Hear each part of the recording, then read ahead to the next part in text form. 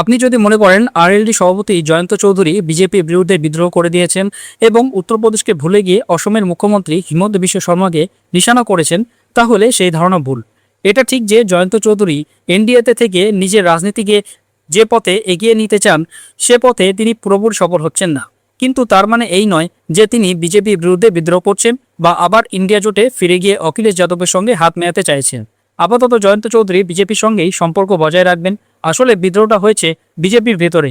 অসমের প্রভাবশালী নেতা জয়ন্ত কুমার দাস সেই বিদ্রোহ করেছেন, আর সেই বিদ্রোহের ফলেই সামনে এসেছে এক চমকপ্রদ দাবি। এই দাবি করেছেন তিনি, যা সরাসরি নিশানা করেছে অসমের মুখ্যমন্ত্রী হিমন্ত বিশ্ব শর্মাকে, যিনি মিয়া ভাইদের বিরুদ্ধে কঠোর অবস্থানের জন্য পরিচিত। অসম বিধানসভা নির্বাচনের মধ্যে বিজেপি কংগ্রেসের বর্তমান লোকসভা সাংসদ বলদলৈকে দলে এনে বড় ধাক্কা দিয়েছিল কংগ্রেসকে। বিজেপি তাকে দিশপুর আসন থেকে প্রার্থী করেছে। এর জন্য বিজেপি নিজের বর্তমান বিধায়ক অতুল বোরার টিকিট কেটে দেয়। এটাকে মুখ্যমন্ত্রী হিমন্ত বিশ্ব শর্মার মাস্টার ট্রোক হিসেবে দেখা হচ্ছিল। কিন্তু এই সব কিছুর মাঝেই দিশপুর আসন নিয়ে রাজনীতিতে নতুন মোড় আসে। কংগ্রেস প্রার্থী মীরাবোর ঠাকুর গোস্বামী বিজেপির বর্তমান বিধায়ক অতুল বোরার সঙ্গে দেখা করে রাজনৈতিক উত্তেজনা বাড়িয়ে দেন। টিকিট কেটে দেয়। ক্ষুব্ধ অতুল বোরা প্রথমে নির্দল প্রার্থী হিসেবে লড়ার কথা ঘোষণা করেছিলেন, কিন্তু এখন দেখা যাচ্ছে যে তিনি নাকি গোস্বামীকে সমর্থনের আশ্বাস দিয়েছেন। অতুল বোরা অসম রাজনীতির একটি বড় নাম। এই বিতর্কের কেন্দ্রে রয়েছে প্যারাশুট প্রার্থী ইস্যু। বলদলয়ের হঠাৎ প্রার্থী হওয়া বিজেপির অভ্যন্তরীণ গণতন্ত্র এবং দীর্ঘদিন ধরে কাজ করা কর্মীদের ভবিষ্যৎ নিয়ে গুরুতর প্রশ্ন তুলে দিয়েছে। এই ঘটনায় সবচেয়ে বেশি ক্ষুব্ধ বর্তমান বিধায়ক ও প্রবীণ নেতা অতুল বোরা, যিনি টিকিট পাওয়ার দৌড়ে এগিয়েছিলেন। এই অসন্তোষ শুধু অতুল বোরার মধ্যে সীমাবদ্ধ নয়। 1990 সাল থেকে বিজেপির সঙ্গে যুক্ত প্রবীণ নেতা জয়ন্ত কুমার দাসও টিকিট না পেয়ে ক্ষোভ প্রকাশ করেছেন। তিনি দাবি করেন দলের অভ্যন্তরীণ সমীক্ষায় তারই নাম শীর্ষে ছিল। দুদিন আগেও তিনি এগিয়েছিলেন, কিন্তু হঠাৎ করে কেউ এসে দিশপুর আসনের দখল নিয়ে নিল। এটা কিভাবে সম্ভব তা তিনি বুঝতে পারছেন না। তিনি বলদলৈকে নিয়েও প্রশ্ন তোলেন। তিনি নিজেই বলেছেন কংগ্রেস তার রক্তে, তাহলে তাকে বিজেপি টিকিট দিল কেন? এর পিছনে কারণ কি? এখন পরিস্থিতি আরও তীব্র হয়েছে। অসম বিজেপির সহসভাপতি জয়ন্ত কুমার দাস দলকে বড় ধাক্কা দিয়ে পদত্যাগ করেছেন এবং দিশপুর থেকে নির্দল প্রার্থী হিসেবে লড়ার কথা ঘোষণা করেছেন। অর্থাৎ কংগ্রেসের বিদ্রোহীর বিরুদ্ধে এবার বিজেপির বিদ্রোহী মাঠে নামছে। বিজেপি শীর্ষ নেতৃত্ব তাকে বোঝানোর চেষ্টা করেছিল। এই জন্য বিজেপি সাংসদ সম্বিত পাত্রকে অসমে পাঠানো হয়। তিনি জয়ন্ত কুমার দাসের সঙ্গে দেখা করেন, কিন্তু তাতেও কোনো ফল মেলেনি। দাস নিজের সিদ্ধান্তে অনড় থেকে পদত্যাগ করেন। এখন দাবি উঠছে অসম বিজেপি পুরনো কর্মীদের শুধু দাবির কাজ করিয়ে 30 জন কংগ্রেস নেতাকে টিকিট দিয়েছে। আর এই সিদ্ধান্ত নাকি হিমন্ত বিশ্ব শর্মা ও দিলীপ সাইকিয়ার নির্দেশে দেওয়া হয়েছে।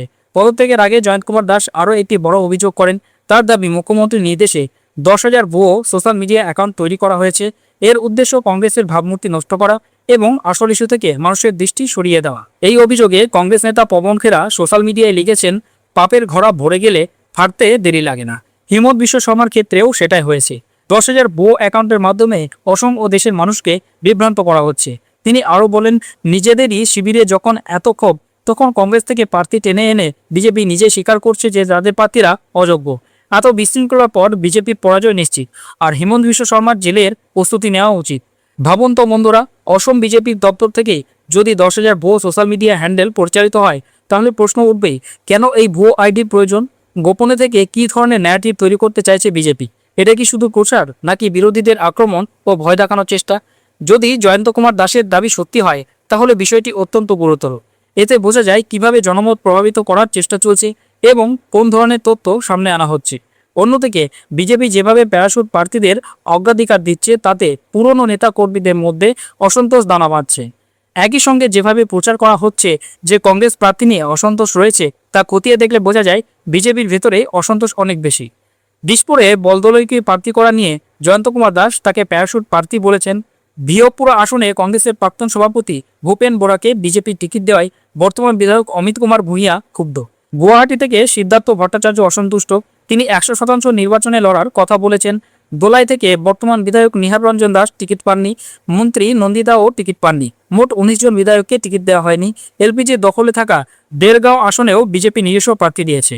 এরপরও গদি মিডিয়া এই বিষয়গুলো তুলে ধরছে না, যেখানে স্পষ্ট যে কংগ্রেসের তুলনায় বিজেপিতেই বেশি অসন্তোষ রয়েছে। অবশেষে বিজেপি থেকে পদত্যাগ করা জয়ন্ত কুমার দাস 23 মার্চ নির্দল প্রার্থী হিসেবে মনোনয়ন জমা দেওয়ার কথা ঘোষণা করেছেন। তিনি সরাসরি হিমন্ত বিশ্ব শর্মাকে চ্যালেঞ্জ করে দিয়েছেন, যদি সত্যি থাকে তবে বলদলয়ে জিতিয়ে দেখান। এমন পরিস্থিতিতে মনে হচ্ছে কংগ্রেস নেতা গৌরব গগৈয়ের সঙ্গে লড়াইয়ের আগে হেমন্ত বিশ্ব শর্মাকে নিজের দলের ভিতরের অসন্তুষ্ট নেতাদের সঙ্গেই লড়তে হবে। যখন নিজের লোকেরাই ক্ষুব্ধ হয়ে পর্দা ফাঁস করছে তখন বাইরের লড়াই জেতা কঠিন হয়ে যায়, এমনটাই মত রাজনৈতিক মহলে। এই বিষয়ে আপনার কি মতামত কমেন্ট বক্সে অবশ্যই জানাবেন।